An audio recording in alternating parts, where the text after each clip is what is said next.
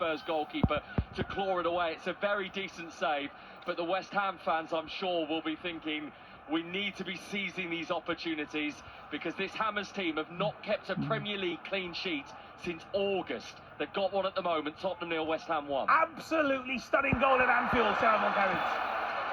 An unbelievable goal, full of work rate and energy and intent that Liverpool have been showing, and finally they have the reward. It is Liverpool 1, Burnley 0. All the work down the left-hand side. Hugo Ekitike brought it in close to the byline, fired it into the hands of Dubravka. Looked as if Dubravka had saved it, but it bounced back out, and then the ball came back out to Vert on the left-hand side, and he was able to fire it into the roof of the net. Liverpool 1, Burnley 0. 4 in 6 for Florian Wirtz, and for those people who wrote him off, the naysayers at the start of the season. Nadim? Well, I don't I'm know. Nadim, not naysayer. I don't know. Oh, I don't think it was you. I think there are about 3 or 4 others who wrote off Wirtz. Yeah, when I don't think so. no. You can't write a player. No. When you write off a player that young, that's got that sort of like ability in the first 6 months of the season, it's ridiculous. But that finish there, I think, to be fair, Ekitike does really well for that goal as well. Going past, I think it's 2 or 3 Burnley players, then drops to Wirtz, out of his feet. That kid's never going to miss. That's the player that they signed. Yeah, absolutely. Jay. Yeah, brilliant finish from Wirtz. I mean, Burnley are getting deeper and deeper and deeper. Nearly behind Dubravka when he hits it, but it's a brilliant, as you say, Ekitike down the left-hand side does absolutely brilliant and keeps the thing alive. Dubravka makes a block, but it finds its way somehow to Wirtz inside the box, and he actually reverses here onto the near post and gives Dubravka no chance. Great finish. And also, sometimes we get a reputation on this programme for having a go at goalkeepers. Do you? But, well, it's been said, put it that way, it's been said. But now we've got one here today, here in the studio. Also, great save from Vicario. Yeah, brilliant save. Yeah, I mean, we talk about West Ham really trying to put the foot down on the pedal. It's a fantastic save. I think it may come from a long throw, but it's a flick-on header towards the near post. He's moved his feet really quick and gone full into the left-hand top corner. Brilliant save, Vicario. He's had a bit of stick this year, but that's a great save today.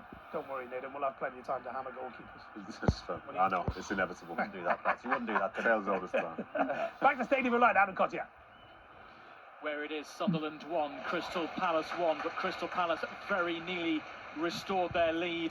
Wonderful play from Jean-Philippe Mateta. The speculation and declaration that he could leave from their manager Oliver Glasner. He said that yesterday, but Mateta crossed in, and Mitchell, Tyrick Mitchell, the fullback, flung himself at it with a diving header. It was a fraction away from going in. It's 1-1. East of Scotland Premier Division Camelon Juniors have equalised against Elgin, and I don't think they'll ever be on the video printer alongside Dortmund. So big shout out to them today. Dortmund 2-0 against FC St Pauli as well. Fantastic, 1-1 as it stands. 6th tier of Scottish football. Right to Ellen Road, Sam Ashton. Yeah, we need a goal to spring this one into life, Jason. It's a very quiet Ellen Road at the moment. We don't say that very often, do we? Fulham are happy to pass it round the back, but it's risky business at the moment because Aronson and Calvert-Lewin are onto it. They are pressing high at every opportunity. The thing with Leeds that strikes me is how fit they look. It's got shades of the Marcelo Bielsa side from 2019 that ran rings around absolutely everyone. But at the moment, it's goalless at Ellen Road. Right to Fir Park, and it's Motherwell Ross County in the Scottish Cup. Kenny Crawford. Still Motherwell 0, Ross County 0. Good chances for both sides over the last 20 minutes or so. The hosts had Tawanda Maswanisi, ex-Leicester forward, Zimbabwe. He's just back from the Africa Cup of Nations. He was one-on-one with Trevor Carson. He beat Trevor Carson with his shot, but his goal-bound effort was headed off the line by Ross County defender Alex Iacovite. Then at the other end, on loan Aberdeen midfielder Ryan Duncan tested Matty Connolly at the other end. And one other game to look out for is Stenhousemuir against Morton. That's League One against Championship. Stenhousemuir currently 1-0 up. That could be a shock there, Jason. Thank you very much indeed. Right, Aaron, I think we're going to talk about the EFL and the bottom of League Two, and it's looking bleak and grim for Newport County, isn't it? Yes and no. Christian Fuchs has gone in there, and obviously he moved from Charlotte in the MLS to take over. And you looked and you thought, wow, that's a difficult job to take. All of a sudden, they are starting to get a little bit of momentum. They're level with Gillingham at the moment, 1-1. They did briefly come out of the bottom two, and when they were leading 1-0, but Gillingham have got an equaliser. They need to go on a run, don't they? That's what they need. They need to go on a run, but at the same time, you've got Shrewsbury and Harrogate who can't put a win together. You know, they're playing against each other today.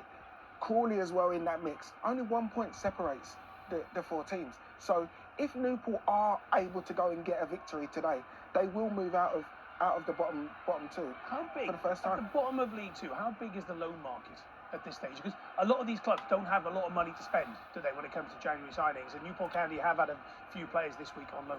Well, generally, you look at the teams near the bottom usually have the lowest budgets. You know, that's no surprise. So the loan market is important. It is going to be vital that they're able to go out and bring in, you know, players that are going to bolster their squads.